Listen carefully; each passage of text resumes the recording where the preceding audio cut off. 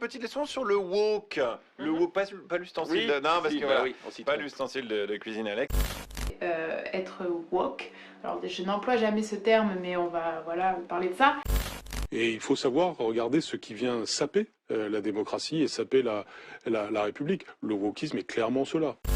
Depuis plusieurs mois, voire plusieurs années, on entend revenir dans le débat public une expression, le wokisme, aussi dérivé pour désigner les personnes supposées appartenant à ce mouvement comme étant les woke. Et clairement, il va convenir dans un premier temps de tenter de définir ce concept, puis ensuite de voir sa possible implication et influence dans la culture populaire. Bon, là on dirait pas, mais j'ai fait deux précisions extrêmement importantes.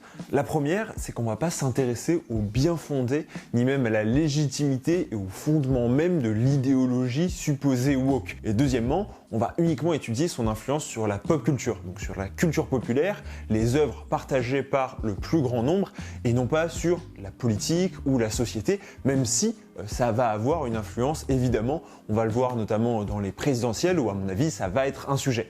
Mais en tout cas, c'est pas le nôtre ici. Donc, l'objectif ne va pas être d'être pour ou contre le mouvement woke. Chacun a de toute manière déjà probablement son opinion sur le sujet, et c'est un débat qu'il faut avoir dans notre société, mais là, pour le coup, c'est pas le sujet. Sauf qu'en réalité, le mouvement woke n'est pas si simple à définir que ça. Certains l'assimilent à la cancel culture, qui consiste à effacer de l'espace public des personnalités ou des œuvres dont le comportement ou le message est condamnable ou condamné. Mais si pour moi la cancel culture peut s'inscrire dans un mouvement woke, il est important de spécifier les deux. L'un fait partie de l'autre, mais pas inversement. De ce que j'ai lu et compris, le mouvement woke est donc, comme son nom l'indique, et on en reparlera, issu des États-Unis et est un mouvement de défense des minorités et de mise en avant de l'inclusivité. On peut le lier à des concepts tels que l'intersectionnalité, qui a comme objectif de prendre en compte les différentes oppressions que peuvent subir des personnes en fonction à la fois de leur origine, de leur couleur de peau, de leur orientation sexuelle, voire de leur statut social. Et à la base, ça vient du mot awake, en fait en anglais, qui veut dire simplement éveillé. Et donc c'est rester éveillé, en tout cas rester attentif aux faits et aux problèmes de société qui nous entourent et qu'on pourrait ne pas voir. Donc stay woke. Et à la base, c'était même utilisé par les Afro-Américains. Pour vous situer, ça remonte aux années 50. Une vidéo intéressante de France Culture fait même un parallèle avec le concept du sommeil dogmatique de Kant. En gros, Kant a remercié David Hume, un autre philosophe, de l'avoir réveillé d'un sommeil dogmatique dans lequel il était plongé, notamment grâce à son empirisme. C'est-à-dire qu'il n'était plus conscient des questions et problématiques philosophiques importantes, car il se reposait sur des dogmes, des opinions qu'il prenait pour acquises et qu'il ne remettait jamais en question. Pour moi et pour cette vidéo, il s'agit donc d'un mouvement de gauche progressiste venu des États-Unis pour défendre les minorités. Je dois quand même souligner que le terme a depuis en partie perdu de son sens, car il est souvent utilisé à tort et à travers par les politiques, notamment pour critiquer un peu tout, servant souvent d'épouvantail. Juste avant de commencer l'analyse sur la pop culture, il est intéressant de voir que le terme woke est un anglicisme directement issu de l'autre côté de l'Atlantique. Ça montre encore une fois l'immense impact culturel qu'ont les États-Unis sur l'Occident. Déjà qu'ils ont quasiment une place hégémonique dans les œuvres de la culture populaire diffusées en France, on voit que même les débats sociétaux sont importés. Ce qui est d'ailleurs assez questionnable tant les pays n'ont absolument pas les mêmes histoires, ni même les mêmes problématiques. Non pas que la France en ait moins, d'ailleurs je suis pas persuadé qu'elle ait moins de problématiques, notamment au niveau de l'inclusivité, que les États-Unis, mais simplement c'est pas les mêmes. Et que ce soit le wokisme ou même le combat contre le wokisme, il s'agit de deux mouvements importants en Amérique. Il y a même des chaînes YouTube quasiment spécialisées pour critiquer la wokisation de la culture populaire, et l'inverse également. Mais donc on va partir du postulat qu'il existe un mouvement woke qui a comme objectif d'éveiller les consciences. Et en partant de ce postulat, qu'on peut contester, il apparaîtrait logique que les woke essayent d'avoir une influence sur la culture populaire. En effet, la pop culture est consommée par tout le monde et est un moyen de faire passer des idées. Ça, pour le coup, c'est pas nouveau. On peut reprendre évidemment l'exemple de Captain America qui servait explicitement d'outil de propagande, ou même les westerns qui mettaient en avant un mode de vie et une répartition genrée de la vie quotidienne. La question qu'il convient de se poser, c'est comment cette influence woke se manifesterait dans la pop culture. Et pour cela, je vous propose de revenir sur différentes polémiques assez éclairantes pour moi sur le sujet. Une récente dont on a déjà parlé est évidemment James Bond qui deviendrait une femme noire dans Mourir peut attendre. En réalité, on a appris assez vite que ça sera pas le cas, simplement qu'une autre agent prendrait le matricule 007 après la disparition de James Bond. Ce qui n'a quand même rien à voir. D'autant plus que le film joue sur cette thématique, avec un James Bond qu'on sent conservateur de l'ancienne école face à un agent qui finit même par lui rendre son matricule au cours du film, ce qui devrait être vu au contraire comme une victoire des conservateurs. Ça met en évidence la tendance à se fonder sur des faits parcellaires, souvent juste un titre, pour ensuite en faire une polémique sur les réseaux sociaux. L'information va être amplifiée, déformée, la vérité, qui est bien plus nuancée, n'arrivera finalement à l'oreille que de quelques-uns. Netflix est également souvent accusé d'être influencé par le wokisme, dans sa représentation, mais également dans les thèmes qui sont abordés, très souvent aussi sur l'inclusivité, les différentes orientations sexuelles avec des programmes spécifiques comme Dear White People ou Sex Education. Pour ce qui est des artistes musicaux, je trouve que c'est encore plus difficile à cerner. Je pense comme ça à Angèle, peut-être avec Balance ton quoi, donc il s'agirait plutôt d'artistes qui prendraient position en faveur des idées défendues par le wokisme dans leurs chansons, donc par les minorités. Mais est-ce qu'ils font ça par conviction profonde ou simplement parce que ça serait à la mode? Et c'est une question aussi qu'on peut se poser pour Netflix. Peut-être qu'ils ne font que simplement surfer sur ce qui serait vu comme une mode du moment de leur part en se disant c'est les thématiques qui intéressent les jeunes actuellement, et ben on va faire des séries centrées sur ce sujet. Alors qu'en réalité, c'est quand même beaucoup plus politique. Au passage, il est intéressant de relever que l'accusation de wokisme est souvent à propos de la représentation des minorités. Encore un sujet dont on a déjà parlé. Et là, c'est une question que je trouve difficile. À partir de quel moment un personnage issu d'une minorité est considéré comme du wokisme ou découlant du wokisme?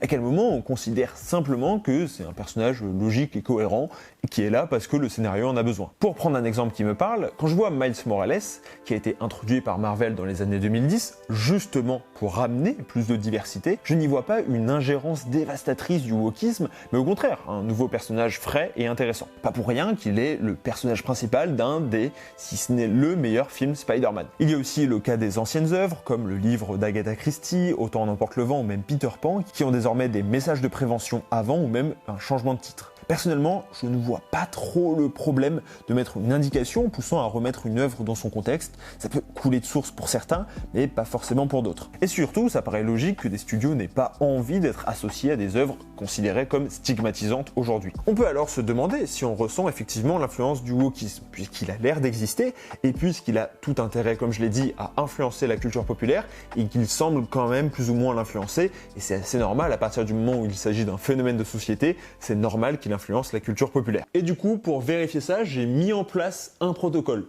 qui a cependant évidemment ses limites et ses failles. J'ai décidé de prendre les 10 séries les plus vues, les 10 films qui ont fait le plus d'entrées et les 10 albums les plus vendus de 2021, d'un point de vue mondial. L'objectif va être de voir si on remarque des personnes issues des minorités occuper les premiers rôles ou même des thématiques woke être parmi les thèmes principaux de l'œuvre en question. On va commencer par les albums parce que c'est le moins clair à déterminer sur le sujet. Le tout premier est celui d'Adèle, qui ne traite pas pour moi sensiblement de ces sujets. Son album est assez ressemblant à ce qu'elle faisait avant, au moins dans les sujets abordés.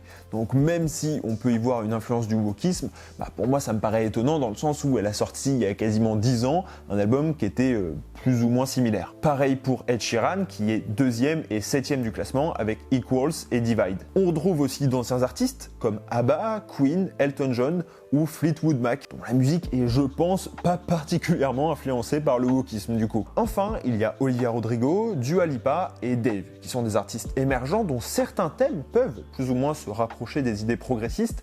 Je ne trouve pas personnellement que cela se ressente particulièrement dans leurs albums. Et ce qui est intéressant à relever avec Olivia Rodrigo et même toute cette nouvelle génération, c'est qu'en effet, on voit qu'ils sont quand même beaucoup plus touchés par ces problématiques entre guillemets, encore une fois, woke. Et pour le coup, ça pourrait être un argument montrant l'influence du wokisme sur la pop culture, c'est que les nouveaux artistes émergents, et que ça soit réalisateurs ou en tout cas au niveau des chanteurs, portent beaucoup plus ces revendications que ceux qui sont déjà en place comme Adele ou Ed Sheeran. A noter qu'à la 12e place, on a Harry Styles qui, à la limite, peut être rapproché de ce mouvement par ses prises de position en faveur de la communauté LGBT+, notamment. Au final, l'influence du wokisme ne transparaît pas particulièrement dans la culture populaire au niveau de la musique. En tout cas, pour ce qui est des plus gros vendeurs. Dans les séries, c'est pas forcément plus évident. Si certaines séries sont engagées, comme Squid Game ou même Succession, qui dénoncent le train de vie de milliardaires et d'un patriarcat, j'ai du mal à les qualifier de woke. Mais on peut quand même noter Reservation Dogs, qui se concentre sur des natifs américains qui essayent de déménager aux États-Unis et d'aller en Californie.